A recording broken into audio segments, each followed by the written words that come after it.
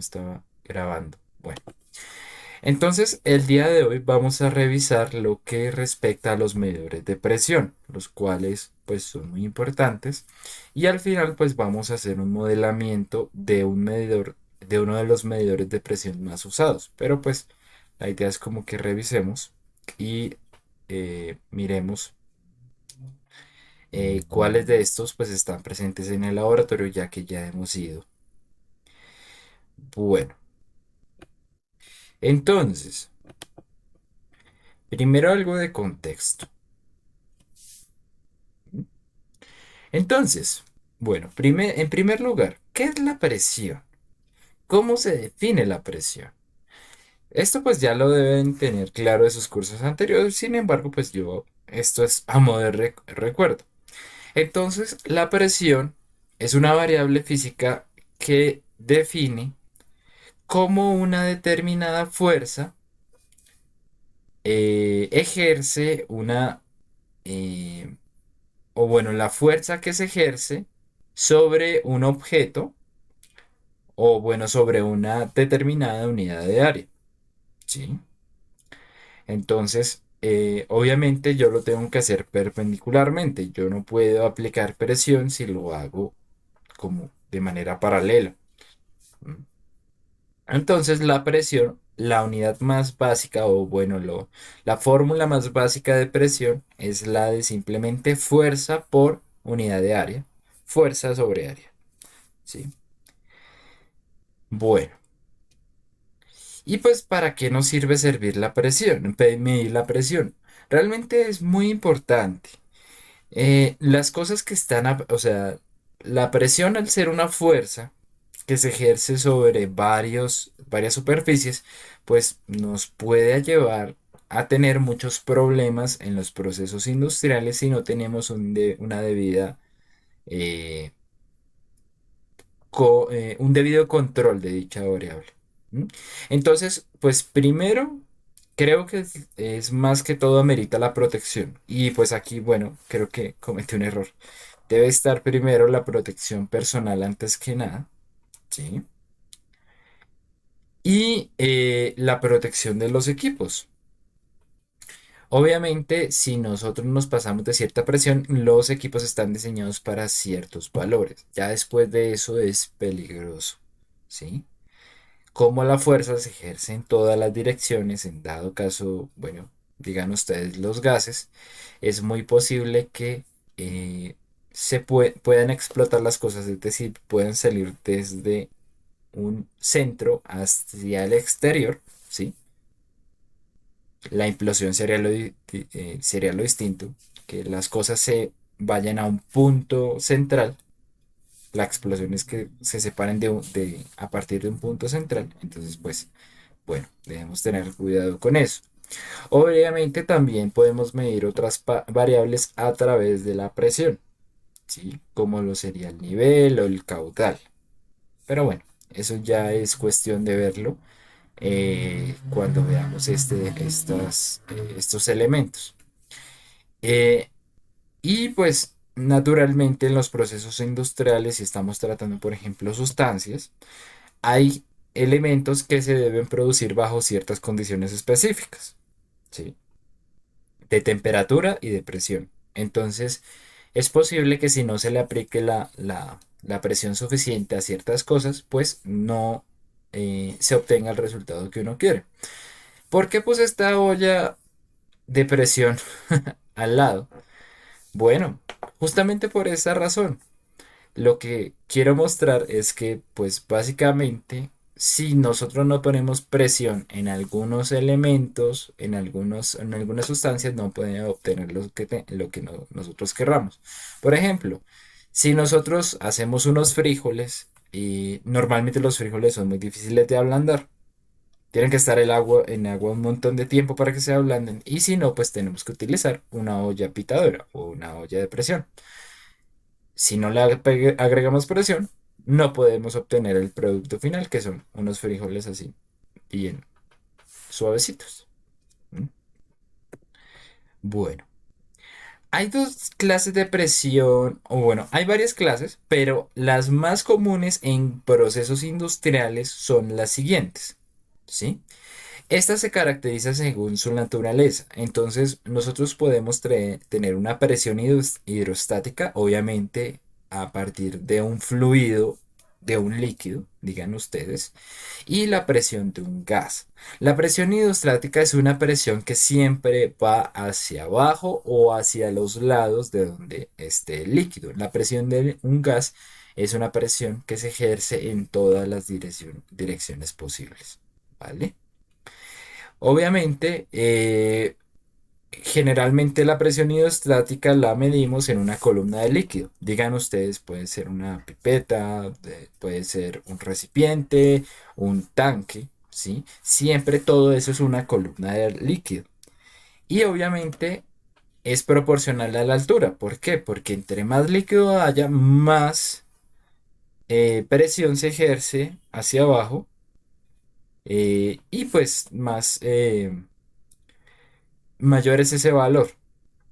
La presión del gas, pues básicamente es la presión que se ejerce, como ya lo dije, sobre el recipiente que contiene el gas y pues su valor está muy determinado a partir de la temperatura y del grado de compresión o descompresión del tanque. No es lo mismo que esté comprimido y que no se libere algo de esa presión en algún escape a que pues obviamente tenga un escape y pues la presión será menor si hay lugar, o sea, si se libera en algún momento dicha presión, si no, pues no, no se libera.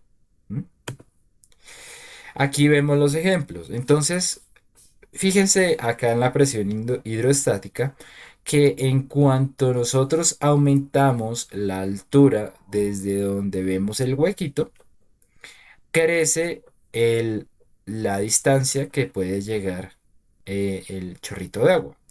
¿Esto por qué es? Pues porque al fondo del vaso el agua o bueno, la presión está ejercida por cada una, o sea, cada una de las moléculas que hay arriba de él.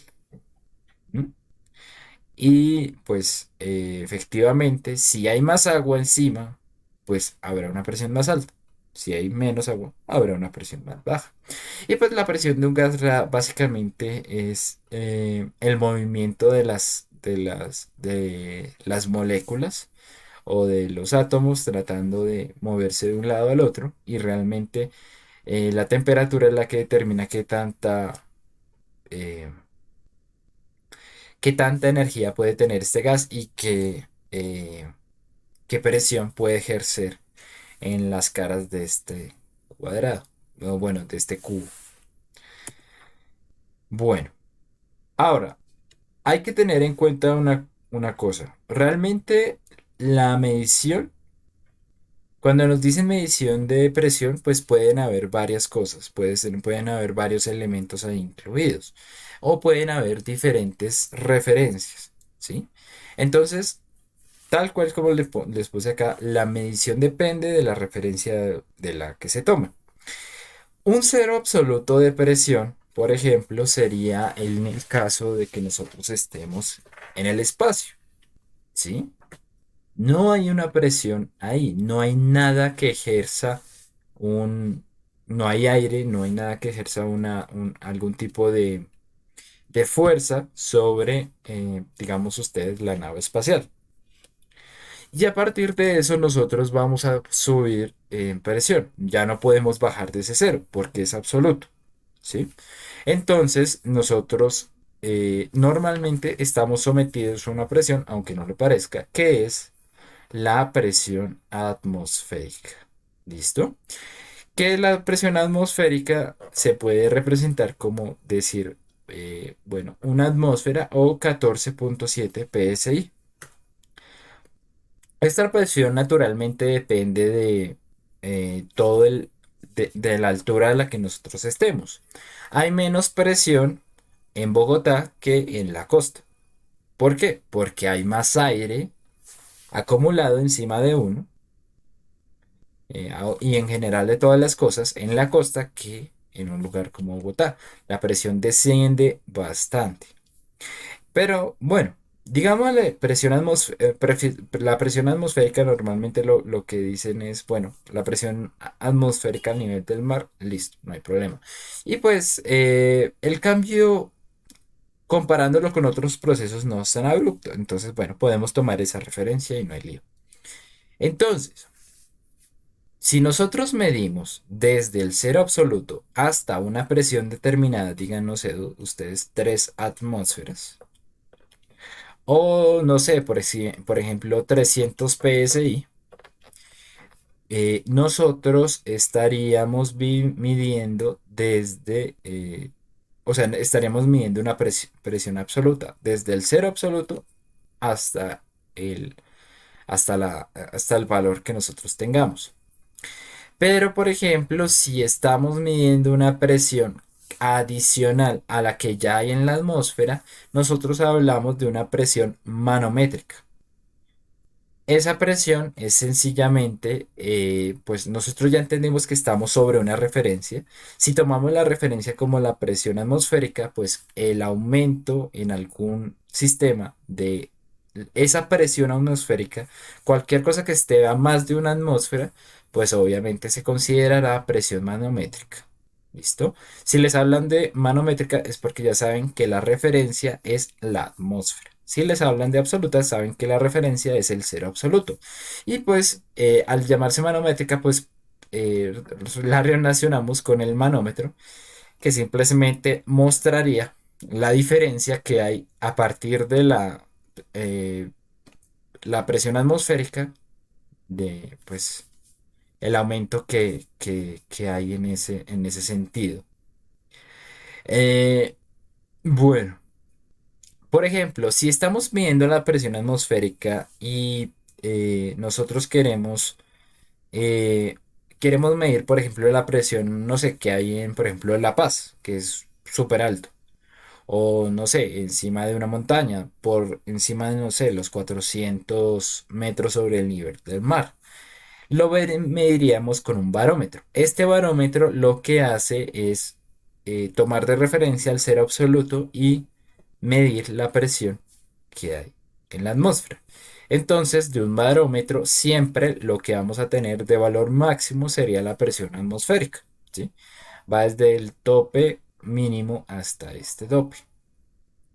Y por ejemplo, si estamos trabajando sobre presión atmosférica, o sea, sobre un lugar al que estemos a la presión atmosférica, y empezamos, por ejemplo, a hacer un vacío, a comprimir, a sacarle aire a un elemento, nosotros lo que haríamos sería bajar del nivel de referencia hasta acercarnos al cero absoluto. En este caso, pues lo que utilizaríamos sería un vacuómetro. ¿Por qué? Porque estamos midiendo es un vacío que se crea en diferencia a la presión atmosférica. ¿Vale? Entonces que queden esos conceptos y pues cuando les digan manómetro sabemos que no podemos medir más abajo de la presión atmosférica y si les dicen barómetro saben que no podemos medir más allá de la presión atmosférica y bueno, así por el estilo, ¿vale? De hecho, si observamos el bacómetro va desde más a menos, 30, 25, 20, 15, 10, 5. ¿Mm? Pero bueno, listo. Entonces, los medidores que utilizamos para medir presión eh, los podemos dividir en tres grupos. Estos dependen de si los medimos a partir de un principio de columna líquida, a partir de un elemento elástico o a partir de un medidor eléctrico. ¿Sí? Ya vamos a ver la diferencia. Entonces, bueno, ¿qué son los medidores de presión de columna líquida? Son unos medidores que son análogos, ¿sí? Son sensores que no tienen señales eléctricas y que muestran solamente una indicación visual. El elemento pues que nos resulta más común y que ya hemos visto es el tubo de vidrio para medir nivel, ¿sí? Este lo utilizamos es obviamente o sea, no podemos sacar una medida a partir de este y enviarla a un controlador. No hace eso, no, o sea, eso es meramente visual. Entonces, esta de columna líquida también es meramente visual. Y obviamente su funcionamiento se basaría en medir la diferencia de alturas de un líquido. Obviamente sabiendo la densidad de dicho líquido. Y bueno, vamos a ver. eh, Cada uno de estos que están acá, obviamente pues hay más, pero estos son los más conocidos y los más usados en la industria, entonces pues vamos a revisar. Sería el manómetro de tubo en U, el manómetro en columna y el manómetro en columna inclinada. Bueno, el manómetro de tubo en U normalmente se utiliza para ver presiones bajas, ¿sí? Para ver presiones manométricas. Entonces, nosotros, o bueno, utilizamos este elemento a partir del principio de balance de líquidos de presión en una columna líquida. Consideremos este tubo que tiene una forma en U. Si la presión fuera la misma siempre, la altura sería la misma en ambos casos, ¿sí?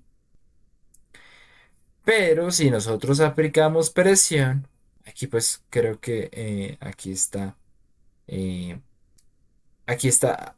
aplicándose una presión, pues lo que vamos a hacer es correr esta agua, ¿sí? Porque ahí esta presión empuja el agua hacia arriba. Y nosotros midiendo la diferencia de alturas entre una y otra agua, podemos saber cuánto es la presión que se ejerce si nosotros tenemos un conocimiento del líquido que aquí se rodea. ¿Por qué? Porque pues hay algunos líquidos que son muy compresibles y otros que no son compresibles, como por ejemplo el agua o el mercurio. Entonces, si nos fijamos acá, normalmente estos elementos tienen agua o mercurio para conocer su presión y nosotros sabemos que la diferencia de presión, estos miden son diferencias de presión, eh, está determinada por la densidad, el valor de la gravedad, que pues es una constante, y la diferencia de alturas. ¿Listo? Delta H. Bueno, este término PG lo podemos reunir. Bueno, P no. Rho G. Densidad por gravedad lo podemos resumir en algo que se llama peso específico del elemento. Y bueno, entonces la presión sería simplemente el peso específico de, por ejemplo, del agua o del mercurio o de cualquier elemento multiplicado por la diferencia de altura. Al saber la diferencia de altura, ya podemos saber cuál es la presión. ¿Listo? ¿Claro el funcionamiento o quedan algunas dudas? ¿Se entiende el principio físico? Sí, Ok, podríamos hacer un ejemplo. señor. Ujú. Podríamos hacer un ejemplo. Bueno, no había considerado un ejemplo, pero bueno. Listo, por ejemplo. La densidad del agua, recordemos que es eh,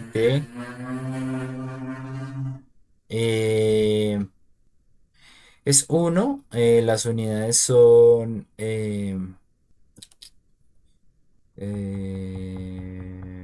presión es igual a masa. Uy, miércoles bueno, miremos y de una vez sepamos la presión, la densidad, perdón, a ver, densidad mercurio. Bueno, listo, el mercurio es un metal líquido, entonces miren, son 13,55 gramos por centímetro cuadrado. Es mucho más denso, obviamente, que el... eh, ¿Seguro? Uy, qué raro. Ah, claro, claro, claro. Es mucho, mucho más denso que el agua, obviamente. Ah, es que claro, aquí está en centímetro cúbico. En metro, en kilogramo por metro, metro cúbico es grandísimo. Está exageradísimo. Entonces, por ejemplo, el del agua es de 1, 1 kilogramo por metro cuadrado, por metro cúbico, perdón. Y el del mercurio es de 13, bueno, básicamente 13 por 10 a la 6, dejémoslo así, kilogramo por metro cúbico. Entonces, por ejemplo, si esta columna fuera de agua y la diferencia de alturas fuera de 20 centímetros, eh, podríamos decir que la presión, la diferencia de presión entre un lado y el otro sería de 1, que es la densidad, por 9,8, que sería la gravedad, por 0,2, que sería la diferencia en metros. Y esto nos daría, si no estoy mal,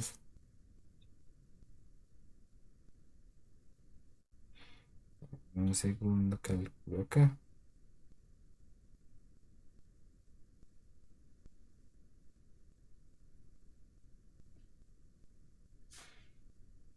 9,8 por 0,2 sería 1,16, 1,96. Entonces esta unidad estaba en kilogramo por metro cúbico. Esta está en kilogramo, metro sobre segundo cuadrado. Ah, no, mentiras. Solo metro sobre segundo cuadrado. Metro sobre segundo cuadrado. Y esta de acá está dado en metros. Entonces, uy, bueno, entonces sería kilogramo. eh, ay, estos se multiplicarían así. Entonces, metro por metro, metro al cuadrado, sobre metro cúbico quedaría sobre metro, sobre solo un metro, sí. Segundo cuadrado. Eso. Y recordemos que kilogramo por metro sobre segundo cuadrado es igual a newtons, eh, que es la unidad de fuerza. Entonces, si lo vemos así, por ejemplo, si le agregamos aquí una m y aquí un m cuadrado, pues básicamente aquí lo que habría sería newton sobre metro, que pues ahí cuadraría con las unidades de presión. Entonces serían 1,96 newtons por metro cuadrado. Eso sí, esa sería la diferencia entre ambos lados. No podemos estar seguros cuál sería su presión absoluta, pero podríamos decir que la presión manométrica, considerando, por ejemplo, si dijéramos que aquí en este punto solamente está la presión atmosférica, pues entonces diríamos que la presión sería de una atmósfera más 1,66 newtons por metro. Newtons por metro. Eh, sí, pues no, no, no sé si es que debía organizarlo mejor acá, pero bueno. Eh, Queda claro pues cómo llegamos. O sea, esa es la diferencia de presión, profe. Exacto, es la diferencia de presión que hay entre el lado B y el lado A, ¿sí? Listo. Entonces, si aquí no hubiera nada presionando esta parte, diríamos que es una presión manométrica y la presión manométrica sería de este valor. Absoluta sería una atmósfera más este valor. ¿Listo? Bueno. Entonces, los elementos que miden este tipo o sea, que se basan en esta forma de hallar de hallar la presión, realmente son muy similares entre sí. Por ejemplo, aquí tenemos un manómetro en columna. Este manómetro en columna tiene un funcionamiento muy similar al al del anterior manómetro, al del tubo en U. Solamente que aquí lo que pasa es que nosotros tenemos uno de los lados es muy ancho y el otro es muy bajo, ¿sí? Entonces nosotros si aplicamos una presión acá,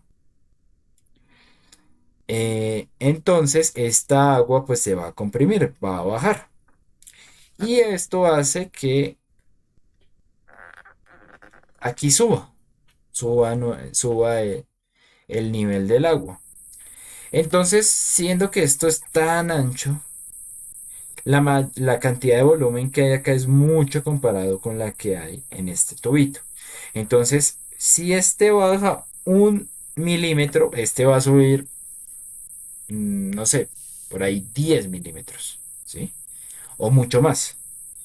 Normalmente se hace que el diámetro uno sea 10 veces más grande que... Ah, perdón, al revés. Diámetro uno sea 10 veces más grande que el diámetro 2 del tubito de acá. Eso hace que por poquito que se mueva esto, esto va a reaccionar bastante. Entonces, básicamente lo que se hace es considerar que esta altura, esta diferencia de altura H1 es despreciable.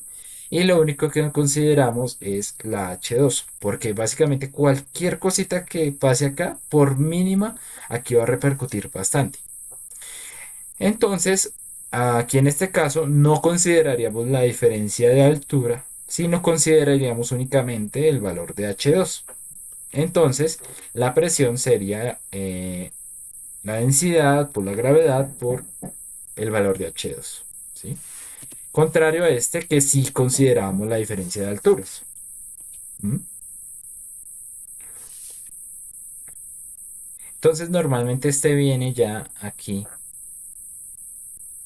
seleccionado, o sea, con los valores de presión, pues porque ya solamente midiendo esto, pues podemos saber cuál es. ¿Vale?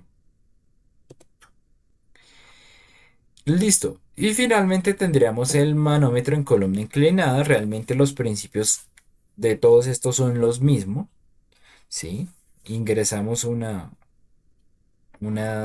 presión, o sea, medimos la presión a partir de ingresar algún elemento acá. Y pues lo que pasa es que obviamente cuando se hace presión, el agua sube por acá y midiendo esta diferencia de altura pues podemos eh, medir pues cuánto es lo que cambia. Aquí, ¿qué pasa? Realmente lo único diferente con la anterior es que la resolución es mejor. ¿Por qué? Porque básicamente lo que estamos haciendo, o sea, bueno, acá cualquier diferencia hacía que todo se creciera muy rápido. Aquí al inclinar el elemento, pues lo que vamos a tener es que no, esta agua no va a subir tan increíblemente rápido como en el anterior caso y podemos nosotros tener una mayor resolución, como una precisión más grande en la medición de esta parte. ¿Sí? Profe, qué pena una consultica, sí, no tiene que ver con el tema, sino con la manera en que usted escribe con un mouse o tiene un lápiz. Es un lápiz, sí, señor. Y hay forma de que, es que cuando su merced dice aquí, acá, acá, no se ve su cursor, entonces no sé dónde está apuntando. No hay forma de que ese lápiz muestre un puntico o algo. No me está mostrando el cursor. Cuando usted dice acá, por ejemplo, si dice acá en esta parte, y no, por ejemplo, no nombra P1, Ah, ya, no ya, sé ya. dónde está apuntando. Ok, listo. Pues sí, yo trato siempre de como dibujar. O si quiere solo hágale un puntico. Eso. Gracias, profe, gracias. Vale, listo, sí, señor. Bueno, entonces sí, mejora la resolución, pero básicamente también tiene marcados los cambios de presión y pues uno puede saber cuánto es la diferencia entre un lado y el otro lado. Esto es lo que se intenta es medir la diferencia de presión, no es más. Bueno, eso sería en cuanto a los manómetros de presión de tubo en U. Ahora ya pasamos a elementos que son mucho más elaborados y que incluyen elementos elásticos. Elementos elásticos pues no consideremos simplemente como un resorte. Un resorte pues es básico, o sea, es lo que más consideramos cuando nos dicen elástico, bueno, un resorte. No, elementos elásticos pueden ser, por ejemplo, algunos diafragmas que uno puede empujar y que retoman su valor, ¿sí? O sea, todo elemento que uno le aplique una fuerza y luego vuelva eh, a su estado inicial es un elemento elástico. Los plásticos son elementos elásticos porque uno los puede, de hecho, los puede oprimir y si todo sale bien, ellos vuelven a su estado inicial. Entonces, pues aquí nosotros medimos la alteración física que se da y pues a partir de eso sacamos la medición de presión. Entonces, estos elementos en algunos casos solamente son para ver, o sea, son como los anteriores, son solamente meramente visuales, no pueden enviar señales eléctricas, aunque pues en algunos casos podemos utilizar señales eléctricas para identificar las deformaciones, ¿sí? O sea, como para ver esas pequeñas deformaciones que se forman, bueno, lo podemos, los podemos medir ayudándonos con un elemento que tenga alguna señal eléctrica. Entonces, los más usados realmente son el tubo de Burton, el diafragma y el fuelle. Entonces, obviamente estos elementos son manométricos, ¿sí? Entonces, por ejemplo, tenemos el tubo de Bourdon y es muy usado este elemento. Obviamente, dado su nombre, pues nos imaginamos que fue creado por algún ingeniero de apellido Bourdon. Y sí, fue Eugene Bourdon, un ingeniero francés, eh, si no estoy mal, por los 1800 más o menos o a medio 1850 más o menos por esa época, pues inventó esto. Entonces, básicamente lo que se hace es construir una sección elíptica, casi formando un anillo de un elemento en específico. Obviamente, cuando nosotros apretamos la presión, perdón, aumentamos la presión en el punto que vemos acá con la flechita, pues este lo que hace es eh, estresarse, alargarse, ¿sí? O sea, digamos, por ejemplo, este viene a ser como, digan ustedes, una bomba. Digamos una bomba de esas que son alargadas. Básicamente cuando nosotros le aplicamos aire a esa bomba se vuelve recta. Pues este le pasa lo mismo. Cuando nosotros le aplicamos un aire a algo aquí, un aire con cierta presión, lo que va a tratar de este es a desplazarse para arriba, a volverse medianamente recto. Y aquí nosotros en la punta lo tenemos atado a un elemento que hace que esta agujita se mueva, ¿sí? Entre más haya presión, la agujita más se va a mover en este sentido, ¿sí? Entonces, a partir de eso, nosotros podemos medir cuánta presión es o qué presión tiene el aire que entra acá, ¿sí? Porque induce un cambio en el estado de la agujita. Y si esta agujita lo tenemos como predispuesta en una serie de indicadores numéricos, pues ya nos puede medir la presión sin ningún problema. Aquí lo vemos como de vista, como la vista pequeña.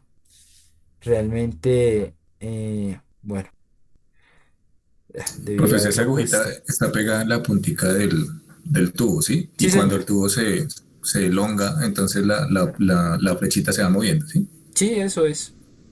Listo, gracias.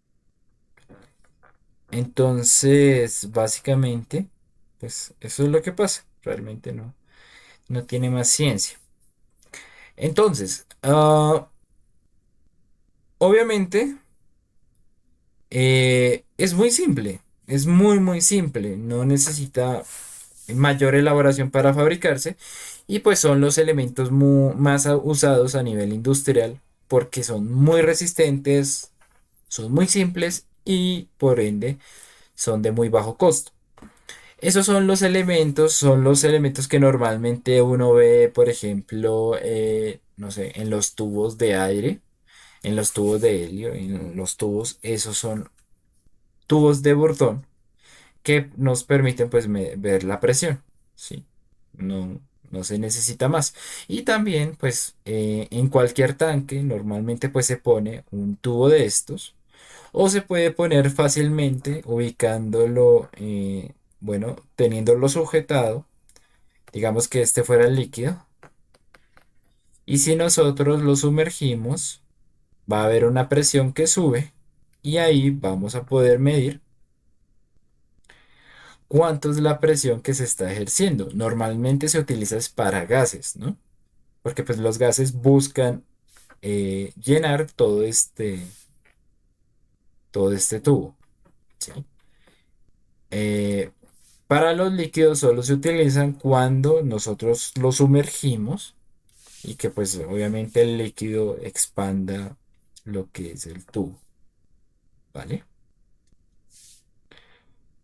Lo que importa de esto, muchachos, es la calibración, que esté bien calibrado y de resto pues va a funcionar perfectamente. Listo.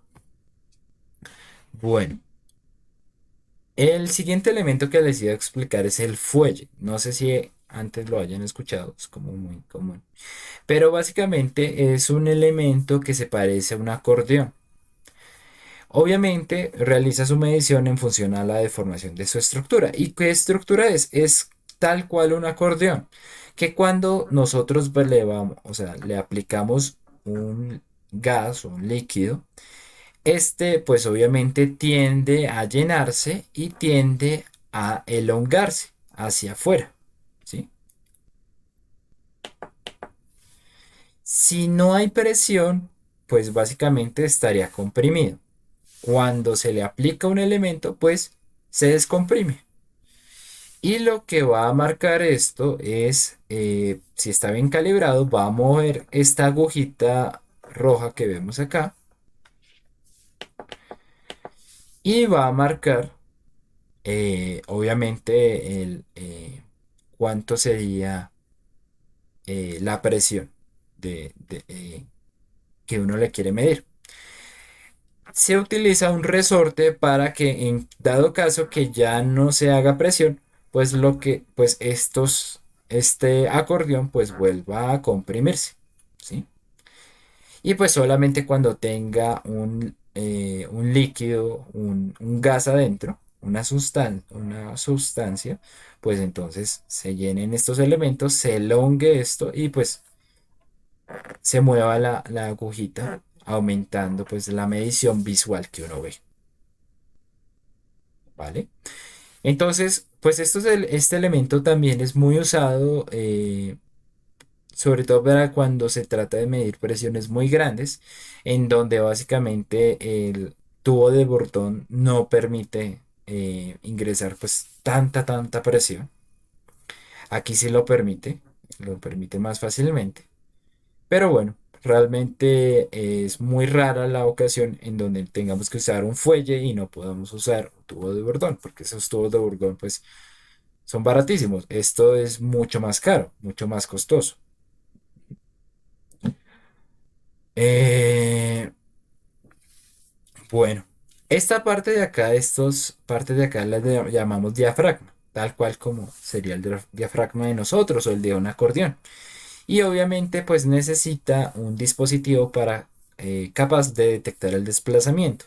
Entonces, este siendo un eje de rotación, pues lo utilizamos es para medir esta diferencia.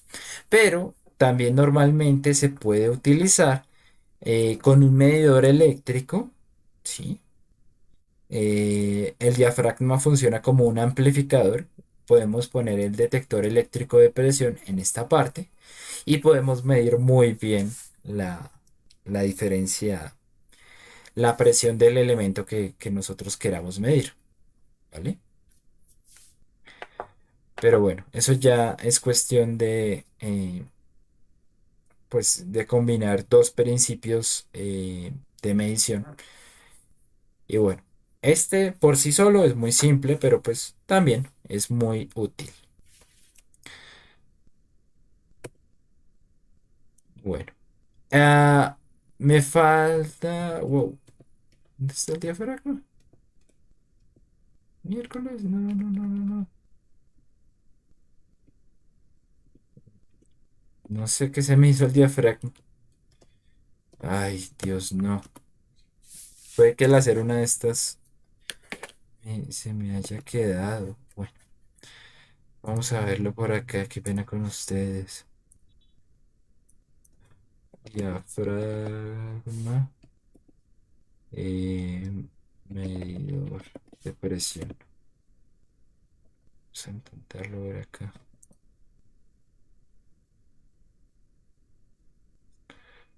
No, este es el físico.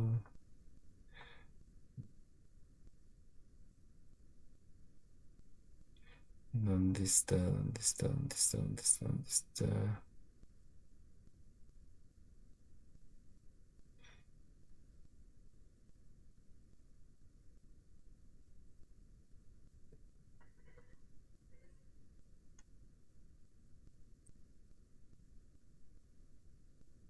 Colecciones eléctricas, no. Es que todos estos que me está mostrando son el diafragma que vamos a ver más adelante que involucra una parte eléctrica. Pero bueno,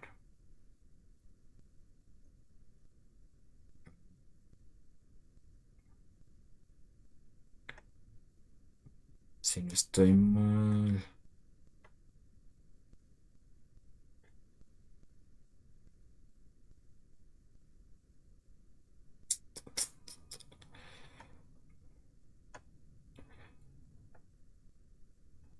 Ay, este, automatización. Aquí es donde yo saqué varias de las fotos porque estaban bien mostradas.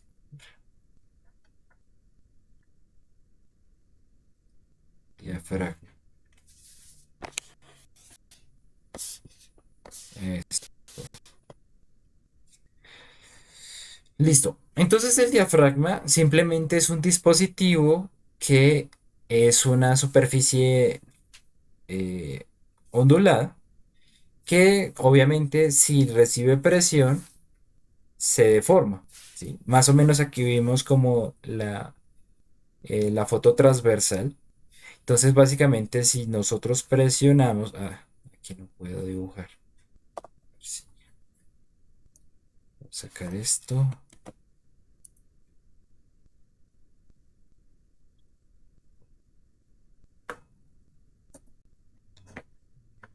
No, no me había pasado este semestre que sobreescribiera una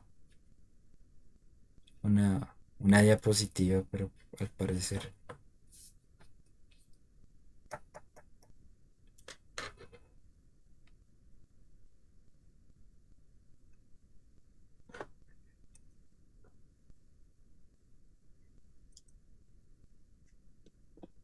Bueno.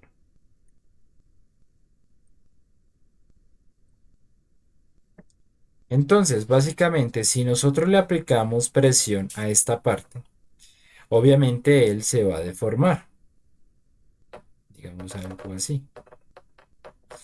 Y por tener una superficie corrugada, obviamente se deforma mucho más de que si no lo tuviera. Hay dos tipos de diafragmas. Uno de superficie plana, que básicamente pues cuando uno le aplica presión, él se deforma, ¿sí? Como aquí está recto, como lo que en rojo, pues así se vería como si uno le aplicara una presión. Eh, pero normalmente se utiliza más corrugado. Entonces, dependiendo de cuánto se deforme, pues uno va a saber cuánta presión es que se le está aplicando. Normalmente, pues para este tipo de elementos se utilizan unas cápsulas, o sea, se utilizan varios diafragmas, los cuales obviamente pues van a, o sea, si uno se elonga, se estira y va a estirar al otro y así. Entonces, pues básicamente si los pone como en serie, se amplifica todas estas deformaciones y se ve aún más la medición que uno quiere llevar a cabo. Normalmente estos son corrugados, ¿sí?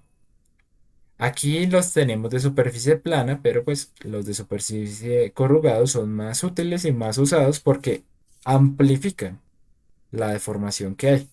Entonces, pues es como una forma de saber cuánta presión hay. Entre más deformado esté, pues más presión hay.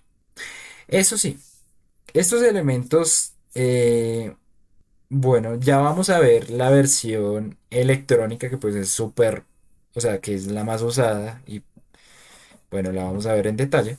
Pero básicamente pues el problema que tenía es que básicamente uno tenía que considerar si estaba muy elongada o muy poco elongada. Entonces por eso le aplicaron una parte eléctrica. Pero el principio básicamente es el de comprimir digan ustedes, una lata y que se estire, ¿sí? No es más. Entonces, bueno, como les digo, el problema era que no se podían medir tan precisamente, no se podían medir milimétricamente la presión que se ejercía, pero pues ya con el diseño electrónico que se realizó, pues ya podemos ver la diferencia. Entonces, bueno, sigamos acá y vamos a ver este, este diafragma con diseño electrónico. Bueno, ahora, estos medidores de presión que involucran señales eléctricas basan mucho su funcionamiento en los que ya vimos. Normalmente los que ya vimos estos se están utilizando desde 1800, pero pues obviamente al implementarse los lazos de control, de tener toda la tecnología para realizarlo, pues obviamente lo que se hizo fue adicionarles a esos básicos que ya teníamos, pues señales eléctricas, sobre todo a los de deformación elástica. Entonces vamos a ver tres. Obviamente, su conexión permite la transmisión de información a elementos industriales como como microcontroladores, como todo el andamiaje de pues, lo que hay en los laboratorios.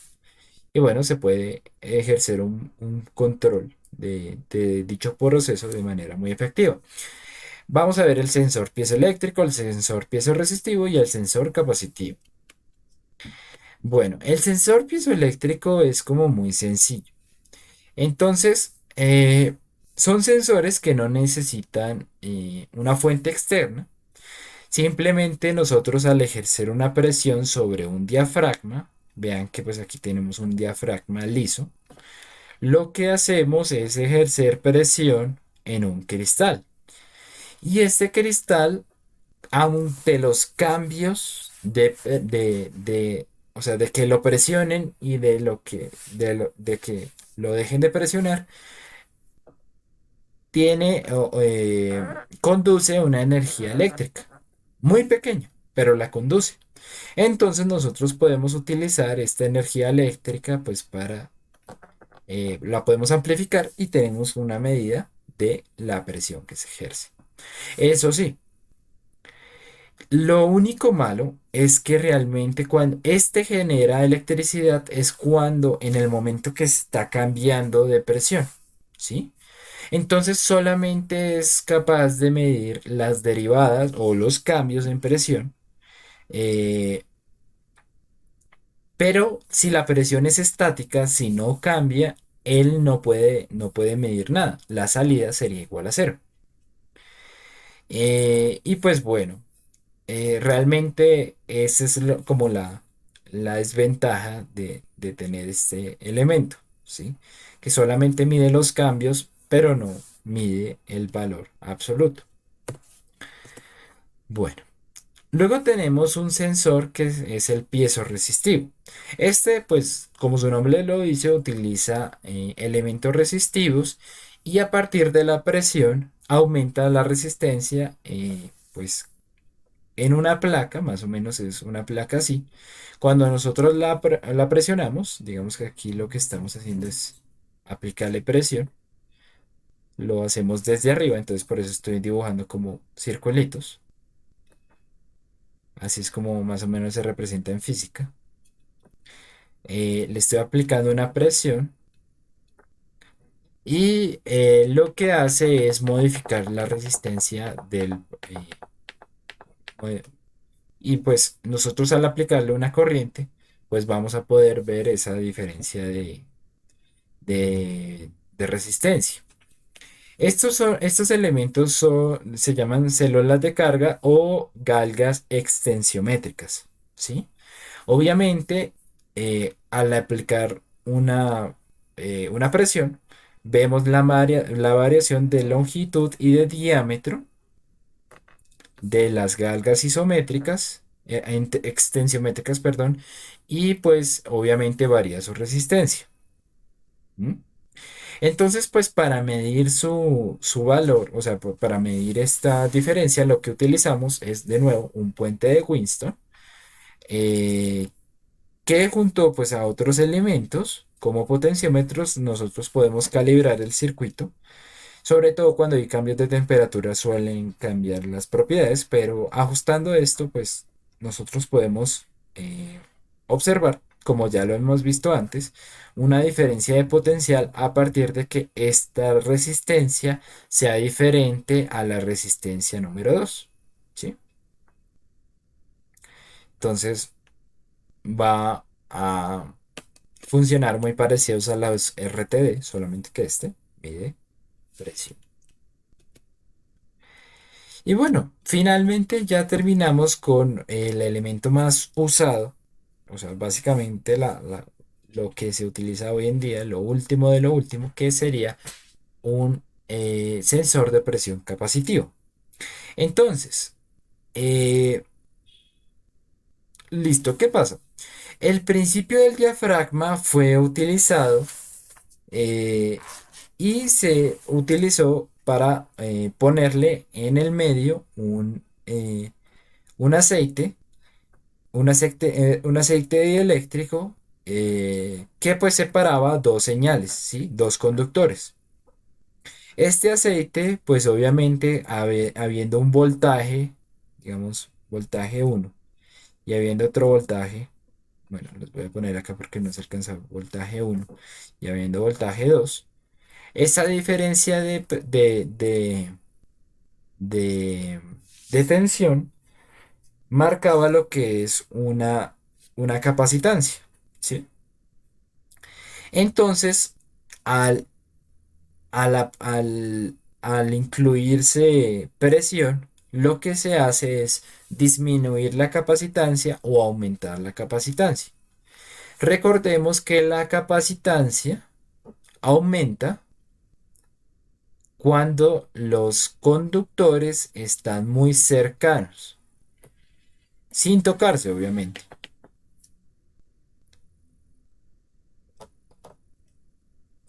¿Listo? Y la capacitancia baja cuando se alejan los conductores. Entonces, solo era cuestión de ingresarle por acá, o bueno, lo que quisiéramos medir, que se ingresara acá y oprimiera estos puntos para comprimir ese diafragma o relajarlo, ¿sí? Entonces, básicamente es eso. Simplemente medimos la diferencia de capacitancia y según eso sabemos si está presionando mucho o está presionando poco. ¿Por qué con capacitancia? Porque con capacitancia, la capacitancia es muy fácil de medir, ¿sí? ¿Cómo? ¿Cómo se mide la capacitancia? Pues simplemente con circuitos RC. Si no se termina o sea, cuando tenemos una señal escalón, cosa que ya hemos visto, pues si la capacitancia es muy grande, pues el tau es más grande. Entonces, al cambio de ese tau, pues nosotros lo podemos medir y pues ahí sabemos cuál es la diferencia de presión. Simplemente hacemos la relación y ya. Entonces, bueno, es muy usada porque es muy precisa. Por ejemplo, en nuestros celulares, esta pantalla funciona es a partir de un elemento de presión capacitivo.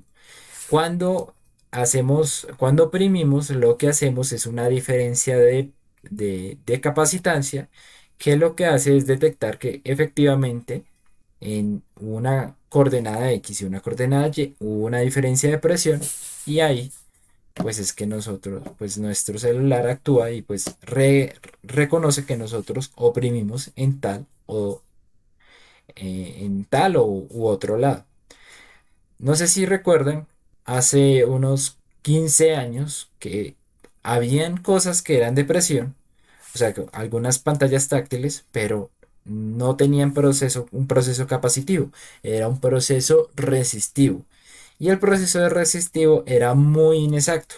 Ya luego lo pasaron a capacitivo y pues eso se extendió tanto que pues básicamente en este momento uno no imagina un celular nuevo que saquen que no tenga una pantalla touch, ¿vale? Pero bueno, eh, bueno, eso como para dar un contexto. Entonces, siendo este el elemento más usado y el más preciso en cuanto a su uso, lo que vamos a hacer es tener el modelo de dicho sensor, ¿sí? Porque básicamente es el que en casi todos los procesos industriales de control es el que tiene que ver. Entonces, bueno, no vamos a incursionar en mucho detalle de esto. Este sería el corte transversal, ¿sí? Aquí es donde yo les digo que se introduce una presión y hace que estos diafragmas se junten o se dilaten, se presionen o se dilaten. Y ahí es donde ocurre la diferencia de capacitancia. Entonces, básicamente lo que habría en este punto eh, sería una diferencia de fuerzas entre la fuerza que ejerce nuestro diafragma y la fuerza de presión que ingresa en este tubito. Obviamente, pues como hay un desplazamiento, el desplazamiento lo podemos decir que es masa por unidad de área, ¿sí? Entonces, básicamente lo que estamos viendo acá sería la fuerza 1, que sería esta, menos la fuerza 2, y esta diferencia de fuerza sería lo que marcaría el movimiento de una partícula en este caso. Ahora, nosotros podemos reescribir que la fuerza por la aceleración es todo este elemento. La aceleración, como sabemos, es la segunda derivada de la diferencia de posición, ¿sí? la diferencia de distancia.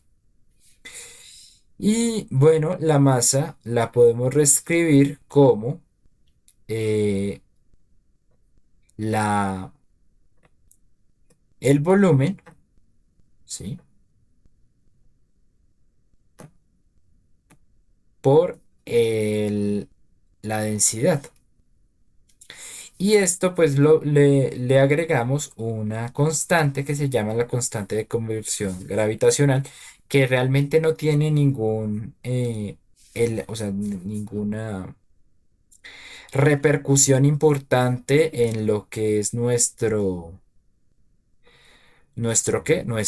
sistema métrico decimal.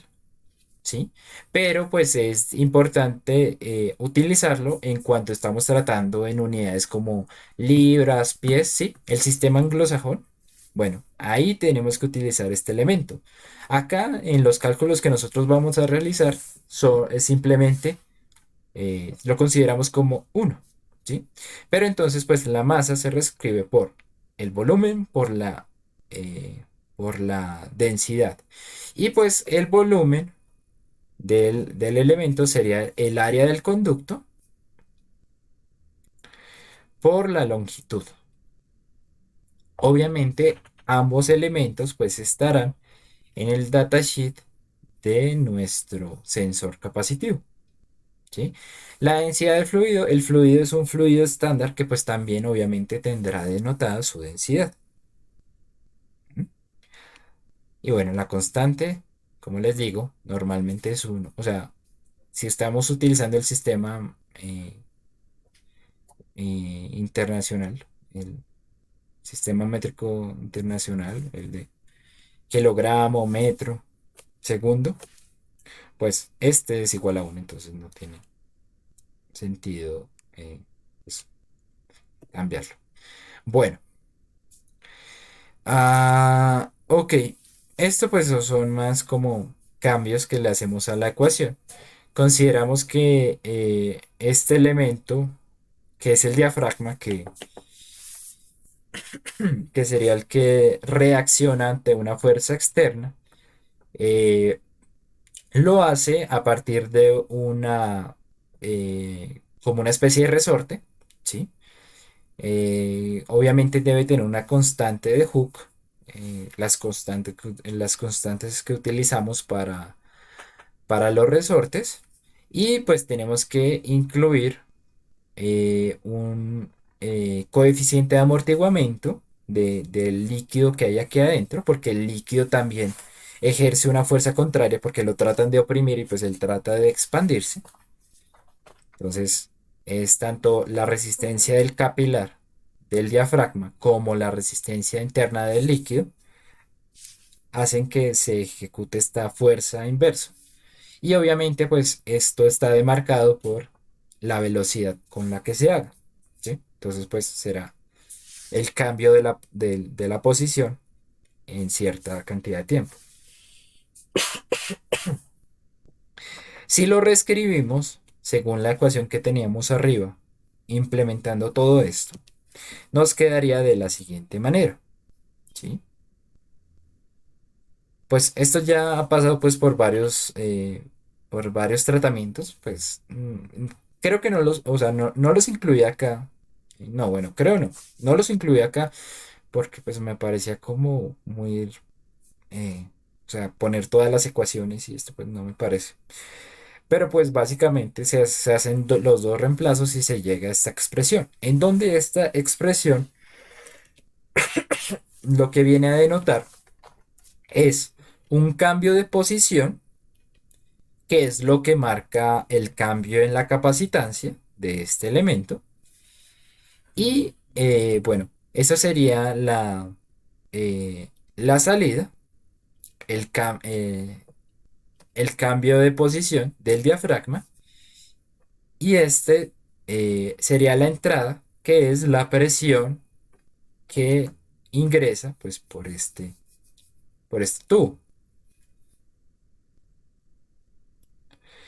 Entonces nos queda una ecuación diferencial demarcada por señal de entrada, la presión, y la señal de salida, el cambio de posición que demarca la diferencia de, de capacitancia. Simplemente si simplificamos las constantes nos quedaría algo así, pues como para que cuando nosotros pasemos a el dominio de Laplace, pues lo podamos identificar como una función de segundo orden. Entonces quedan determinados así los elementos, elementos que componen esta ecuación diferencial. Y pues esta sería la ecuación final, eh, la dinámica que tiene este elemento, la cual pues obviamente, si sabemos que pues obviamente estos elementos están incluidos, pues hay un retardo en que yo le aplique la presión a mi sensor capacitivo y en que él reaccione en el cambio de la distancia que hay, o bueno, de la capacitancia, para denotar un cambio en la medición.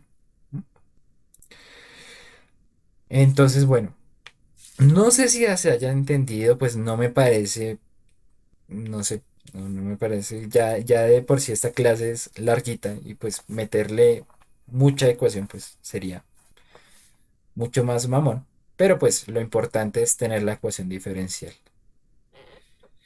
Y pues ahorita en la parte de práctica pues trataremos de realizar un ejemplo con este sensor capacitivo. Entonces, muchachos, ¿queda más o menos entendido el funcionamiento? El funcionamiento sí, profe, pero las ecuaciones no. Más o menos. Mm, bueno, las ecuaciones, sí, es que sí, no me quiero meter en esto porque pues tenemos que hacer un recorderis también de ecuaciones diferenciales de segundo orden, entonces pues resulta más complicado. Pero bueno, por favor, hagan una labor de, ¿qué? Créanme que resulta en esta ecuación, ¿sí? Aunque bueno, tampoco creo, tampoco saldrá tan difícil, pero bueno, listo. Resulta al final esto. Y lo importante es el funcionamiento más que nada. Y cómo aplicar, que eso es lo que vamos a ver. Entonces, bueno, muchachos, esto sería todo por la primera parte de la clase teórica, ¿sí? Entonces, miércoles, bastante larga. Vamos a tomar un descanso. Ahorita pues vamos a ver qué tienen que ver estos elementos. Pues vamos a hacer un recorderis de sistemas de segundo orden. Y bueno, luego pasamos a la práctica y ya le damos como más sentido con valores y, bueno, lo simulamos en la PIO. ¿Listo? Bueno, muchachos, entonces nos vamos a tomar unos 10 minutos de receso. Nos vemos a las 7:34, si les parece bien, para seguir con la clase. ¿Listo? Bueno, Listo, sí, señor. Vale, gracias. Bueno,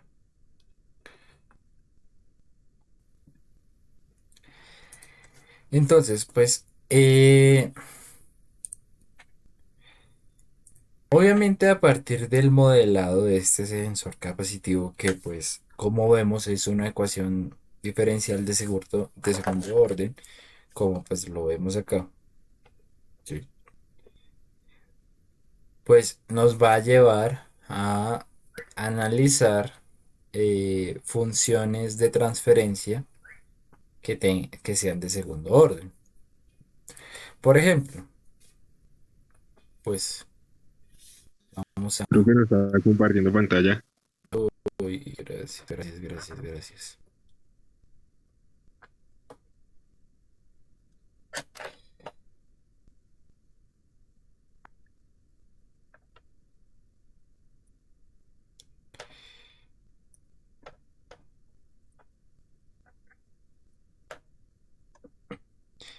Entonces, esta es la ecuación diferencial.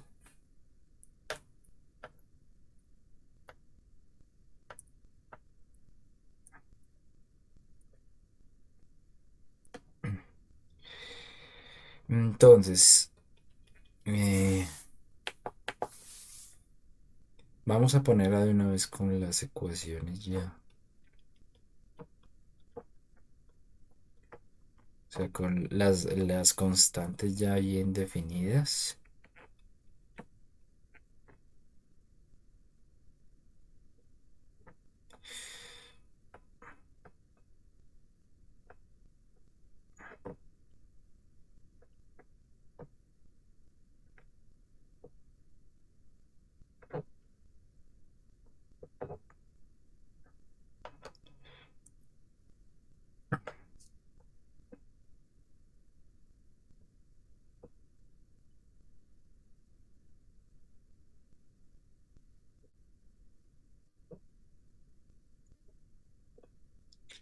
Listo. Entonces, si esto lo pasamos a Laplace,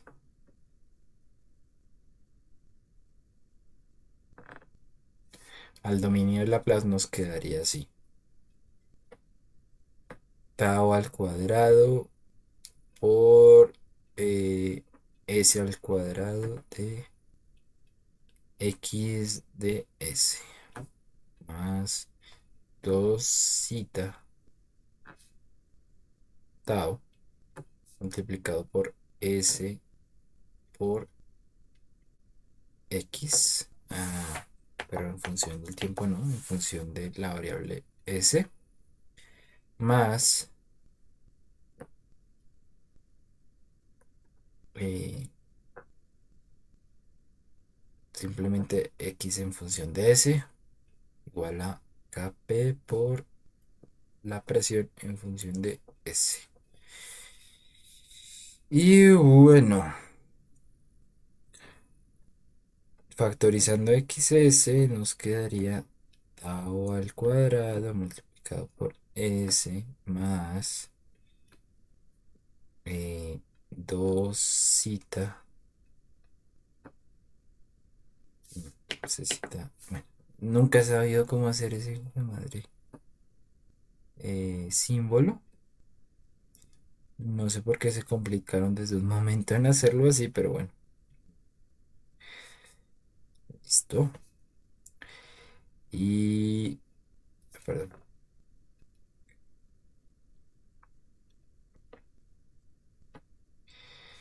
esto todo multiplica esto y esto es igual a kp por pds. Y bueno, recordemos que esta es la variable de salida, esta es la variable de entrada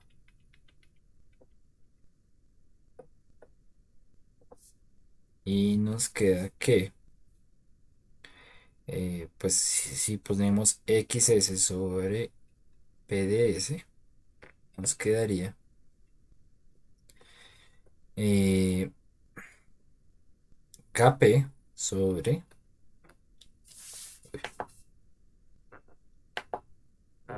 sobre todo esto sería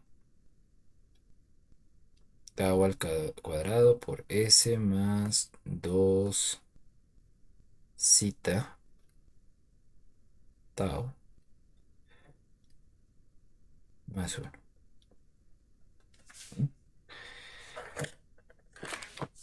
Bueno, entonces Tonto la esta... ese, profe, ¿no? Sí, sí, sí, señor, tiene toda la razón.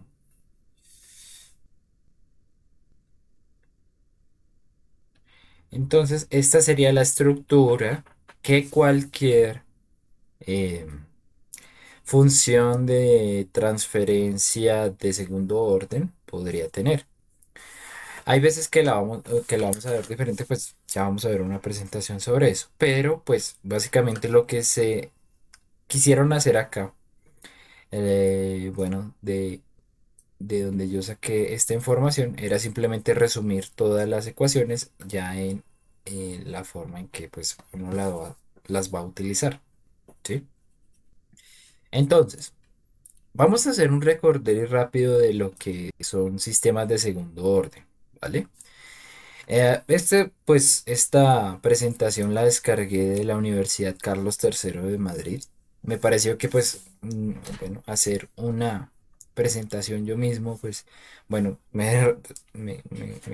era bastante tiempo y pues básicamente haría un plagio directo de esta presentación que la vi muy completa. Entonces, pues, bueno, presento acá y pues le doy, antes de empezar, pues eh, como tal la vaina es de ellos, o sea, ya no hice nada yo, simplemente la tenemos acá y vamos a apoyarnos en ella. Entonces, recordemos que las ecuaciones de segundo orden obedecen esta estructura, ¿sí? La ecuación diferencial de orden 2 y cuando las reunimos nos resulta algo como esto, ¿sí? Una constante arriba dividido una constante multiplicado por ese cuadrado más otra constante multiplicada por ese más otra constante, ¿sí? Ese sería el sistema de segundo orden. No sé por qué aquí dices primer orden y segundo. Listo. Entonces, bueno, aquí lo que ellos intentaron es dejarla de esta manera canónica. La manera canónica es pues la forma que nosotros podemos, o sea, de la forma más fácil en la que nosotros podemos identificar las componentes de una función en segundo orden. ¿Qué hicieron ellos? Pues no, o sea, algunos toman esta nomenclatura y otros pues la que nosotros tenemos acá, a la derecha. Sin embargo, pues no son muy diferentes entre ellas, ¿sí? Básicamente lo que ellos dicen es que tau, que nosotros lo manejamos en función del tiempo, tau es el inverso de un elemento que ellos llaman frecuencia natural, no amortiguada, ¿sí? Entonces, pues obviamente Wn sería igual a 1 sobre tau, la frecuencia natural no amortiguada. Entonces, por ejemplo, si pasáramos esto en función de la frecuencia amortiguada, nos quedaría que, voy a ponerle HDS para simplificar. Entonces, si reemplazamos tau acá, pues nos quedaría, bueno, Kp arriba sobre 1 sobre, bueno, todo esto al cuadrado, 1 sobre Wn multiplicado por S cuadrado más eh, bueno, 2 zeta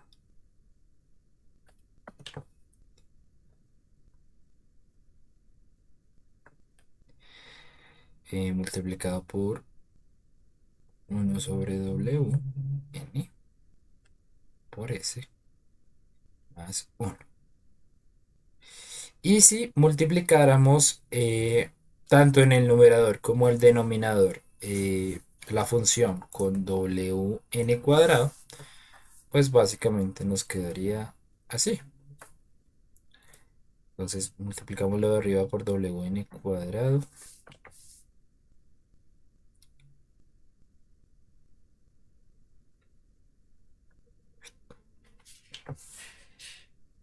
Y bueno, Wn cuadrado por 1 sobre Wn cuadrado todo el cuadrado. Pues básicamente esto se cancela. Entonces pues esto nos quedaría como 1 más 2 zeta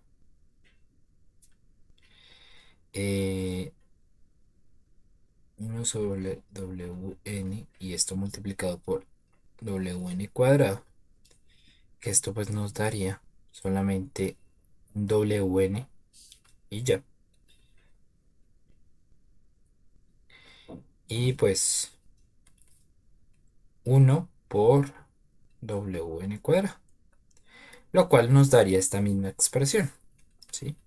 Entonces son las mismas expresiones. Tal vez pues ellos les parece más fácil de esta manera, pues bueno, como que la diferencia de libros, esta expresión la encontré en un libro y esta encontré pues en esta presentación, pero básicamente representan exactamente lo mismo, ¿sí? Entonces, en estos elementos que tenemos acá, ¿qué podemos identificar? O bueno, ¿qué nombres se le dan a cada uno de estos elementos? Voy a dejarlo acá. S cuadrado más Acá pues 2. la ganancia estática. KP, sí, señor. Bueno, aquí está como KP, pues es un K. Y efectivamente sí, es la ganancia estática. Más n cuadrado. Listo. Aquí lo que buscan es dejar limpio este S cuadrado. Bueno, en el anterior lo que buscan es dejar este uno limpio. Entonces, venimos a reconocer este elemento pues con estos diferentes elementos. Valga la redundancia, qué pena. Bueno, esta función la denotamos con esto. Ganancia. Oye, me está haciendo quedar mal esta presentación. Ganancia estática es básicamente por lo que multiplicamos y pues se aumenta la función, ¿sí? Tal cual como antes en las ecuaciones de primer orden teníamos una ganancia, que era el K que quedaba en la parte de arriba. Bueno, este también viene a multiplicar la parte de arriba. La frecuencia natural no amortiguada. El coeficiente de amortiguamiento, que sería el zeta. ¿Mm? El factor de decrecimiento ya es una unidad derivada, que sería zeta multiplicado por WN, que básicamente es este factor. Ok, aquí yo cometí un error. Este no es WN cuadrado, solo es WN. Esto de acá es... ¿Listo? Ah, o miércoles. Este es sigma, si no estoy mal. Creo que sí. Bueno. Otra unidad, bueno, sigma. Y este escritorio no se da para nada bien con sigma, que viene a ser zeta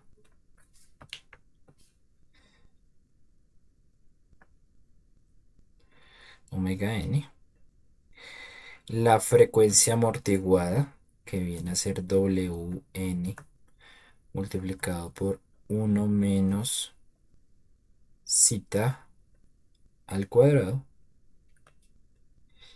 Y otro factor, que pues es el coseno a la menos uno de zeta.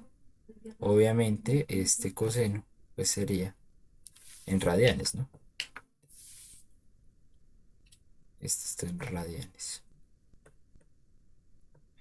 Y bueno, ¿para qué nos sirve saber esos valores? Es simplemente para saber cómo se va a comportar esta función de transferencia. Entonces, si vemos acá, eh, por ejemplo, vemos un ejemplo de un sistema de segundo orden, que es como un carrito. Vamos a poder identificar pues los elementos o bueno, según la ecuación de transferencia que sale, bueno, cómo podemos identificar cada uno de estos componentes, ¿sí? Por ejemplo, pues si nosotros tenemos una ecuación de la siguiente manera,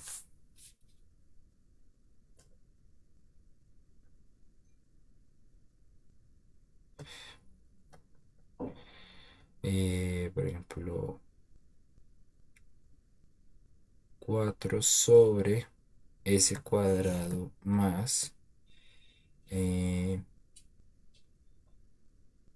8, no, mentiras, 4 4S, uy, aquí faltó el S, más 4. Entonces, ¿qué podríamos identificar? Bueno, eh, si esta S no está acompañada por nada, estamos obedeciendo este tipo de nomenclatura. Entonces podríamos decir que Kp por Wn cuadrado, eso es igual a 4. Y de abajo de esta, bueno, esto lo sacamos de acá. De acá podemos sacar que 2 cita Wn es igual a 4 también. Y también podemos sacar que de esta expresión Wn es igual a Wn cuadrado es igual a 4. Entonces, pues podríamos decir, ok, listo. Entonces, Wn sería igual a 2, ¿no? Y si este es 2, pues 2 por 2, 4, cita tendría que ser igual a 1. Y si este es 2, 2 a la 2 al cuadrado es 4, pues este Kp tendría que ser la ganancia estática.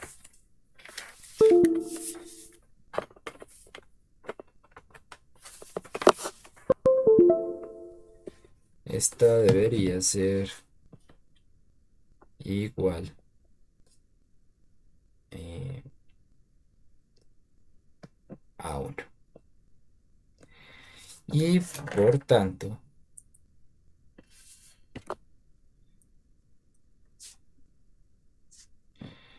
eh, sigma debe ser igual a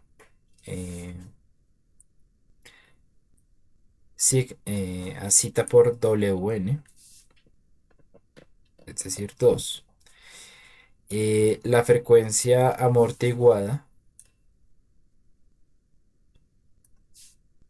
sería Wn por raíz de 1 menos cita al cuadrado, que pues si este es 1, esto todo daría 0, es decir, la frecuencia amortiguada es la misma frecuencia no amortiguada. Y esta de acá, coseno a la menos 1 de 1.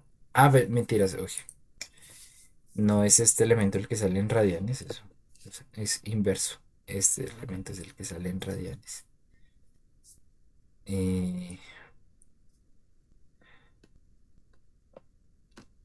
Este creo que es mu es la letra.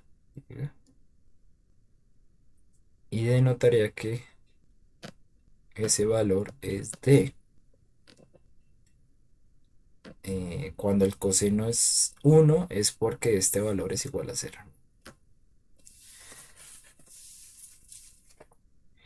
Y entonces, ¿eso qué nos diría? Bueno, vamos a pasar de esta parte de polos porque pues ya nos sale del área de experticia. Simplemente es cuestión de saber que cuando los polos son, o bueno, cuando los polos están del lado izquierdo del plano S, pues nuestro sistema es, o bueno, tiene una solución. Cuando no, pues no lo tiene. Y pues dependiendo de los valores de cita, vamos a tener sistemas sobreamortiguados, sistemas subamortiguados o críticamente amortiguados. En este caso, pues como nuestro cita es igual a 1, vamos a tener un sistema críticamente amortiguado. Si cita fuera igual a 0, nuestro sistema no se estabilizaría, siempre sería oscilador. Y si nuestra cita fuera menor a 1, pues sería un sistema inestable, es decir, que no se mantiene dentro de un rango oscilando, sino se crece y pues, se, o sea, crece y pues se descontrola. Bueno, vamos a pasar de esto un poco y vamos a ver esto. Entonces, dependiendo, o sea, si yo le ingreso a un sistema de segundo orden escalón, eh, un escalón unitario, yo puedo tener respuestas como estas, ¿sí? Todo depende del valor de cita. Si nuestro cita es muy pequeño, es más, o sea, tiende más a uno, pues se estabiliza más rápido. Si nuestro cita tiende a, se estabiliza más, perdón, si nuestro cita es más grande, se tiende a estabilizar más lejanamente, ¿sí? Bueno, por ejemplo, acá esta ecuación, eh, voy a agrandar un poco esto porque no está bien. Si nuestro sistema es este, el que tenemos acá, cita sería de 1.5. Entonces, esta sería la respuesta. No es una respuesta que se vea sobreamortiguada, es decir, como que haga muchas oscilaciones antes de estabilizarse, sino es una subamortiguada, es decir, sola. O sea, parece mucho a una de orden 1. Pero bueno, ¿cómo podemos denotar cuánto tiempo se tardan en estabilizarse las señales? Pues a partir de los valores que nosotros ya hemos definido, ¿sí?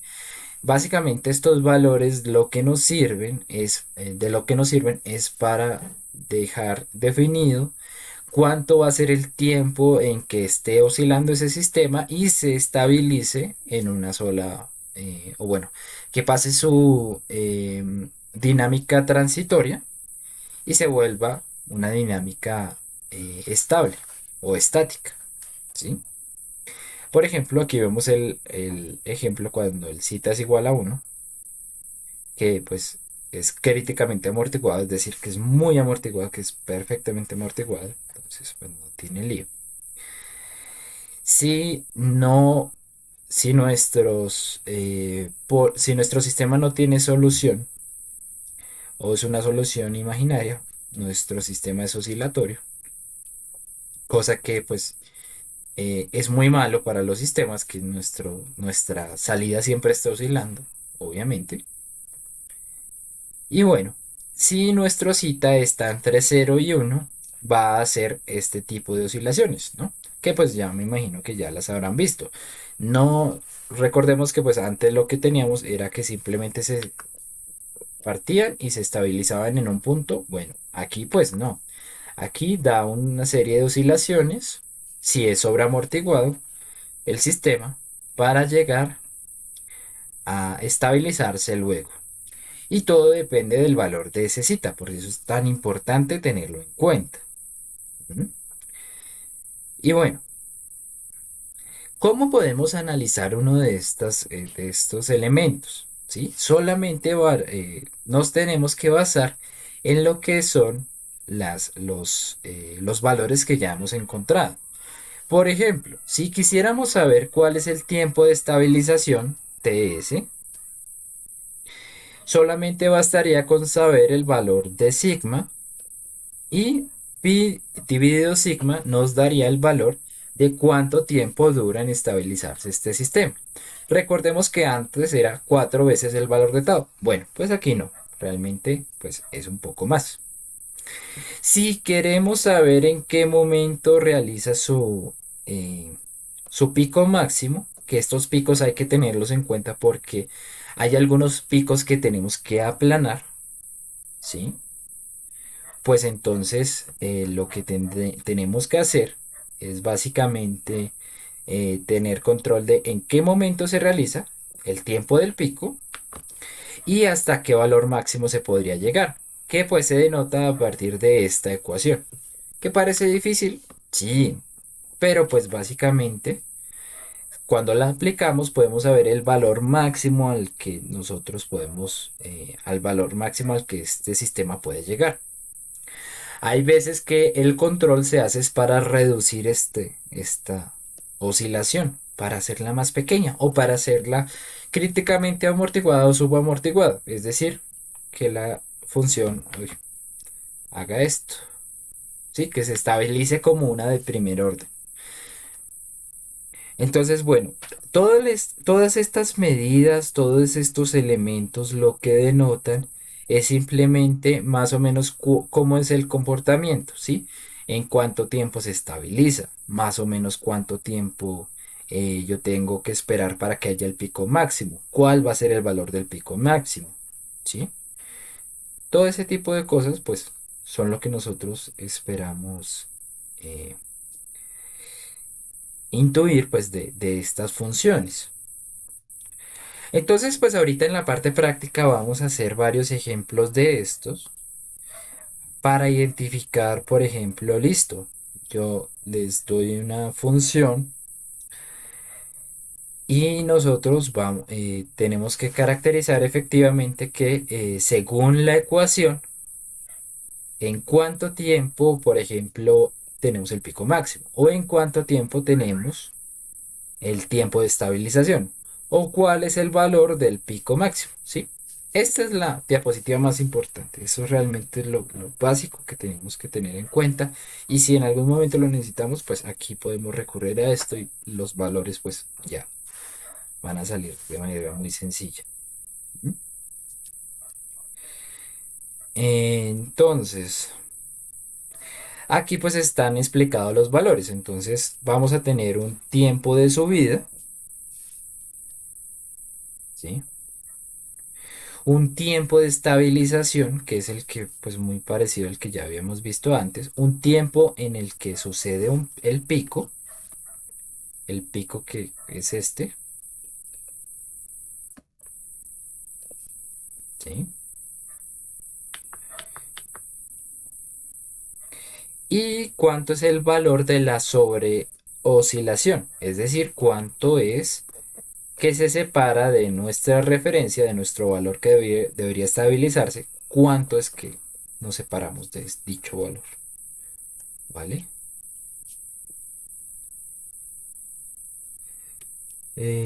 Creo que solo falta TD, pero bueno.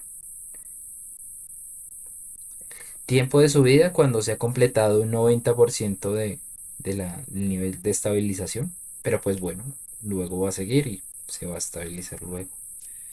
El TD, si no estoy mal, es cuando la mitad de la estabilización, o bueno, cuando la final, cuando está a la mitad de nuestro tiempo final. Y bueno. Aquí se nos da un ejemplo en donde nosotros vemos si el zeta es muy pequeño, casi tendiendo a cero, pues esta oscilación va a ser muy grande. Y pues esa no es la idea. ¿Por qué? Porque estos elementos son los que suelen dañar, o bueno, suelen agrandar ciertos valores que nuestros controladores pueden decir, ok, estamos muy mal, mandemos más señales. O sea, mandemos, perdón, cambiemos, subamos la temperatura o subamos la presión, ¿sí? O bajemos la presión. Y esto valor, pues es una mentira, porque realmente luego ya se va a estabilizar. Entonces, este tipo de cosas es lo que uno debe evitar. Pero bueno. eh, bueno, estos son con impulsos, pero... Y estos son con rampas, pero más allá de esto, pues no. Bueno, nosotros siempre vamos a trabajar con el escalón unitario, entonces pues no tiene problema. Bueno, muchachos, sé que, o sea, no he explicado bien esta parte, pero pues no, mi idea no era explicarla. Simplemente era decir, ok, ya las ecuaciones están dadas, vamos a utilizarlas.